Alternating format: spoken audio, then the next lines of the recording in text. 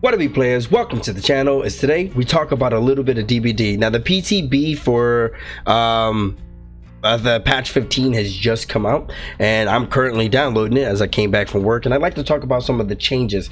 If I get this fast enough, then I can talk about the killer and new survivor and their perks as well. But for right now, let's just go through some of the things that was going to happen in this PTB, which may come over to the game coming forward. We'll be talking about toolboxes, matchmaking, sabotaging, item changes, and a few changes to some of the perks in the game. But first, let's talk about matchmaking, which is the first thing I talked about. We are now going to be matching up with an MMR system. Essentially, you're going to be paired up by skill instead of by just rank alone, because sometimes you'll have a crappy person get up to ranks and you're like, how does this person get here? That makes no sense. So essentially what's going to happen is you'll have someone of a good rank go against someone else with a good skill and trying to match them up. If someone is better than you and you win whatever that is for either side, then you get a larger boost in MMR because you beat someone better than you. If you win against somebody that was not as good as you and you win, then you really don't gain much at all. So that way you don't really gain much of a boost from farming like those crappy rank 20s we all know of. Now it's going to do a batch system of the matchmaking system. As the game currently is now, you queue and it just waits for the next match. If you're rank 10, then it'll look for people around rank 10 to get into a lobby. If you can't find anyone, then it like increases it by like 2 ranks on either side. So you'll find someone that's rank 12 and rank 8 between that. And if you can't find that, then you'll find someone between rank 14 and rank 6 and so forth, until you find a match. That's how you get rank 7 killers versus a whole bunch of rank 1s, because there are a lot of rank 1 killers constantly running around to fill those games. So that kind of sucks. What's going to happen with this new matchmaking system will be that there will be a bunch of people in a batch, like a whole bunch of people in one batch, and it will pick people of similar skills, 4 survivors and 1 killer, and throw them in the lobby, and then 4 survivors and 1 killer, throw them in the lobby. That all matches roughly the same skill, so that way everybody can get to a game quickly. I think that's pretty cool. I think that's something that should have happened before. My only beef with this so far is that the MMR, I'm just going to keep calling that for now. I think it's like matchmaking ranking, I think it's called. But anyway, the MMR is hidden. Like other, it's weird that it will be hidden. We can see the ranks already. You might as well show our MMR, so we know if we go against somebody else of a lower skill, then I guess we know how much we're going up or down. We don't know the numbers. We don't know how this is going to turn out. But that's enough of the matchmaking. And also I want to apologize if you hear me sniffing a lot. I got a cold. I'm trying my best to fight this bad boy. Got some NyQuil, got some pills in front of me. We gonna knock this. Speak of the devil. Ooh, sorry for that cough. Anyhow, so toolbox repair changes. This is going to be pretty chill. So toolboxes have been on our to-do list for a while now. While they aren't always a game changer on their own, they can quickly become problematic when multiple survivors choose to bring one into the trial. Since repairing generators and the survivor's main objective, we want to make sure that they cannot speed up the repairs too much. This is something we've kept in mind with perks, which is why so few perks affect repair speed. Toolboxes were an outliner, and they could be possibly scratch my eye.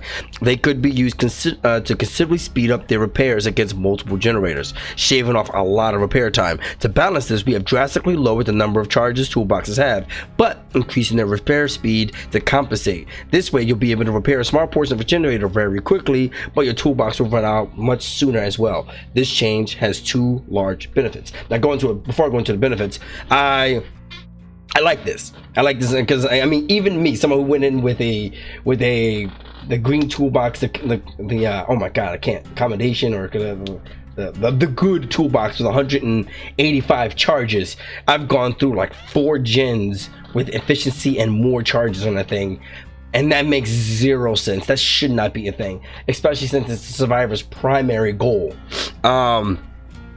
Now, they do say toolboxes have a much lower impact on the match and can no longer be used the whole time you repair. The amount of time you shave with the toolbox is much lower overall. Oh, okay. So it's not, they're going to ultimately reduce the effectiveness of toolboxes. And there's much more strategy involved when you should use your toolbox. An example, Do you use it right away and risk being interrupted before you can finish the generator, or do you save it for a moment where the killer is heading your way and the generator is almost done? Now, me, I like to personally save my generator, my toolboxes for the last 2 generators, so I can knock those things out and we can get out that last 2 gen rush, that ding ding, and then they're done. That is oof. As a killer, that is terrible. That sinks right into the gut. But that's all the toolbox changes. The sabotage changes, which is something I'm feeling a little skeptical about.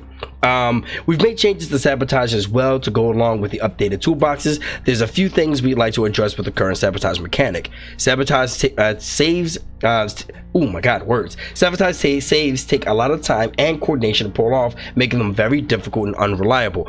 If a coordinated team pulls it off, the killer is forced to slug survivors since they cannot make it to the hook. If the survivors are using unbreakable or no mither, it can be pretty unfair to the killer, which the first time I read that blew my mind. Development thinking about killers fun? What? That's awesome. I'm liking where this update is currently going, though. This next part makes me very nervous. To make sabotaging more interesting and accessible, we've made the following changes. Sabotaging now only takes a few seconds. Oh god, what, like 5 seconds, 2 seconds? I'm gonna say like 5 seconds. It's gonna take like 5 to 7 seconds, but progress resets if you cancel the interaction. The number of hooks can be sabotaged. The number of hooks that can be sabotaged with a single toolbox is very limited. That, I don't know, is because they're changing the way toolboxes work, or because this in general, or both. Sabotage hooks respawn much faster. It could be anywhere between 1 second or 2 minutes and 59 seconds, because as it stands, hooks come back in 3 minutes. So that's a wide range. I'm not entirely sure what much faster is. I'm going to say 1 minute, which is not a bad time.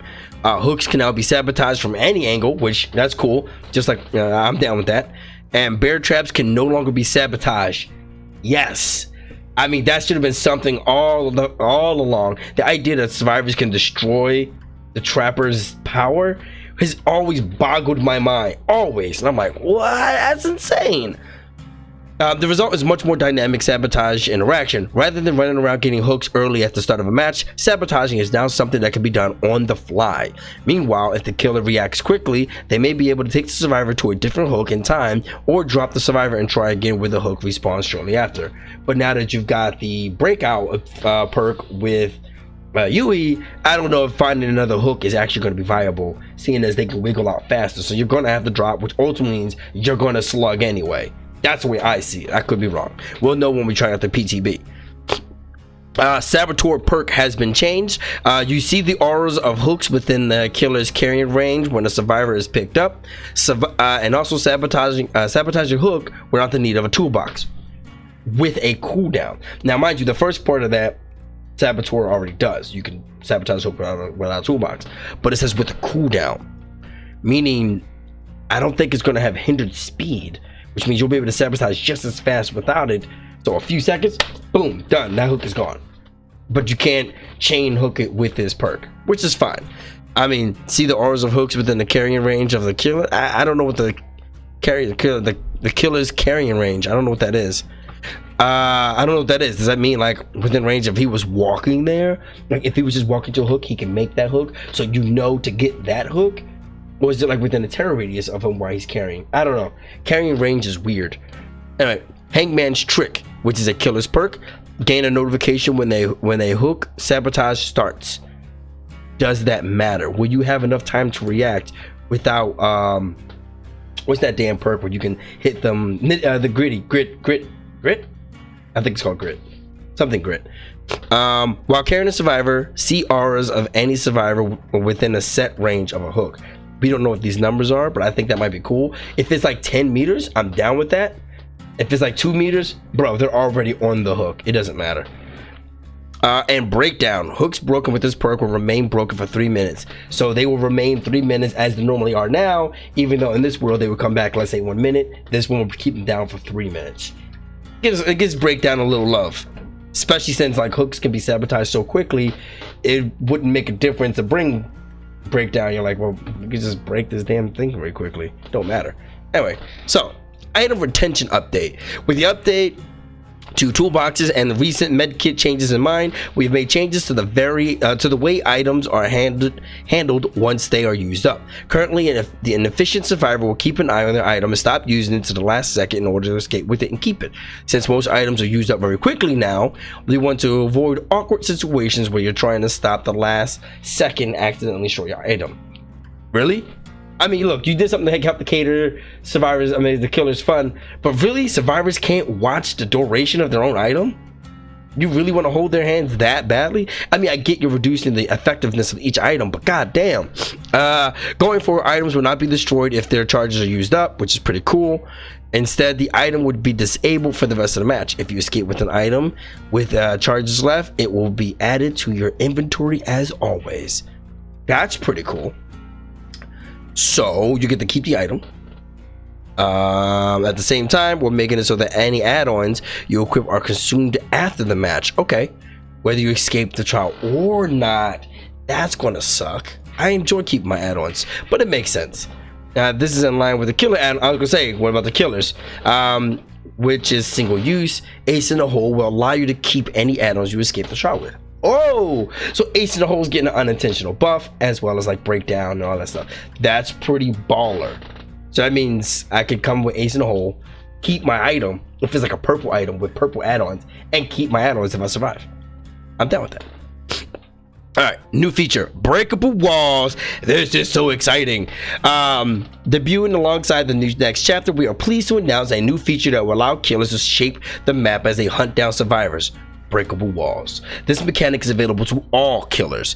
Breakable walls appear in present locations such as pallets, much like pallets. Unlike pallets, a survivor cannot interact with them in any way. The killer, however, can walk up to one of these walls and break it down whenever they like. For now, they will be exclusive to the upcoming map, where we'll be experimenting with different uses. Breaking some may make a strong window loop weaker, allow you to catch up much quicker.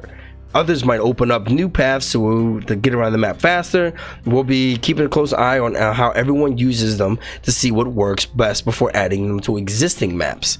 That's pretty chill. But what about maps that have like, I mean, I guess some maps will have more breakable walls than others. Like, could you imagine like Larry's, those brick walls you see? Break them down. Or like Gideon Meat Factory. God, I went down to Gideon Meat Factory. All the closed doors.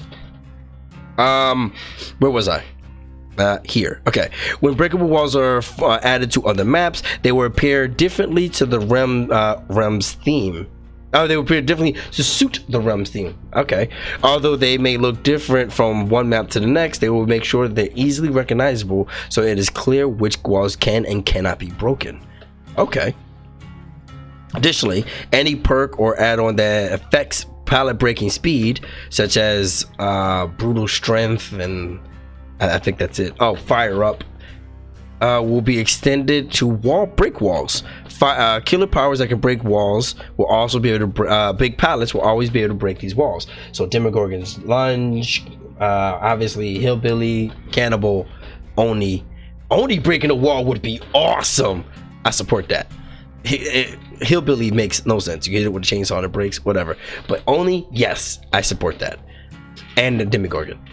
With the release of the next chapter, a few existing killers will receive some slight changes. The Doctor. With an updated Doctor received in the last mid-chapter, there is now two ways to inflict madness: shock therapy and static blast. To make it clearer which is required to increase the survivor's madness level, we are making the following changes. Madness no longer decays passively over time. I'm assuming outside of the terror radius, because normally terror radius, if you're in the terror radius, it stays still. If you're outside of terror radius, it will decrease on its own. Shock therapy will add half of the madness level to any survivor hit. Okay, so we have a set number now.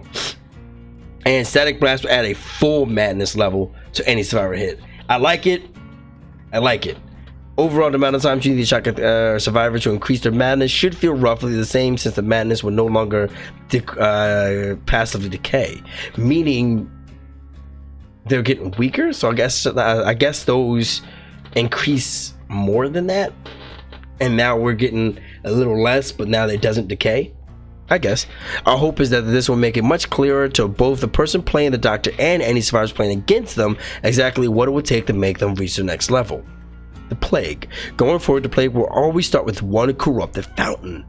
What? All right, if you don't know the plague, the corrupted fountain is the red fountain with all the blood spewing on it that you can absorb the redness, and now your vomit does damage instead of inflicting. It will automatically come with one, like the apple that you get. There's an apple add-on that does the same thing. I wonder if that'll be getting changed or it'll stack. So now you have two. That'll be cool. This ensures that the plague is able to use her corrupt purge in any match, even if the survivors opt not to cleanse. Accurate, because most people don't. Survivors are still able to decide not to cleanse and simply endure the corrupt plague, although they will be taking a huge risk of doing so since they will be injured. And finally, this adds another layer of strategy to playing the plague. You can decide if you want to use your guaranteed fountain right away to help with the early down, to save it for later in the match when a few survivors have already broken from your vow purge. So you build everybody vow, they're not healing, and you're like, all right, I got you. Let me get this corrupt purge and see if you want to heal up now, sucker. And the trapper, as mentioned, the traps will no longer be able to give the survivors options to sabotage them, and additionally his traps will now be able to reset, I mentioned it in the last video, without picking them up first. This option is available whether you're currently holding the trap or not. This concludes the February edition. That's awesome. All right, so overall I like these changes. Trapper got a indirect upgrade. I kind of wish the trapper got a little bit more. I really wanted the trapper to like start with all his traps, much like the huntress or the hag, and then you can put them down around the map wherever he wants. I think that would be a better add-on for the trapper. The better perk to have, or not perk, not just have it. Just let him start with all his traps. Why not? The plague, just purely a buff on the plague. Doctor is a tweaking. So we got a tweak, a minor buff, and a nice buff for the killers. I'm down with that. New features that everyone's going to be able to use. I'm down with that. Item retention is all of this is really nice. Even though I'm a little skeptical of the sabotage mechanics, I think this should come out to be a very, very interesting PTB. I did see glimpses of the new the new killers coming out, and you can see here the chains of hate. And if I'm correct, he has a spear that he shoots out like a harpoon gun, I guess, and it has chains on him, and he pulls you into them. I literally said in my last video, behavior wouldn't make a killer that forcefully moves the survivors, and they went and immediately just proved me wrong. I love it. I'm really excited for this, and this is going to be really awesome. I think I will end this here as I edit this. Like I said, I'm not feeling the best. I'm going to edit this, put it out there, and see if I can get a recording real quick of the new killer. And I'll see you guys in the next video. If you like this video and you like these informational dumps, please let me know. Hit that beat the crap out the like button. That's the best way for me to know. And hit that subscribe to see more of my videos. I am a person who enjoys lots and lots of information about games. I love learning the mechanics of things. I may not be able to apply them very well, but I know them very well. But anyhow, I'm gonna get the hip dip up out of here. I hope you guys have a good night. I love each and every one of you. Have a good night, guys. Ciao.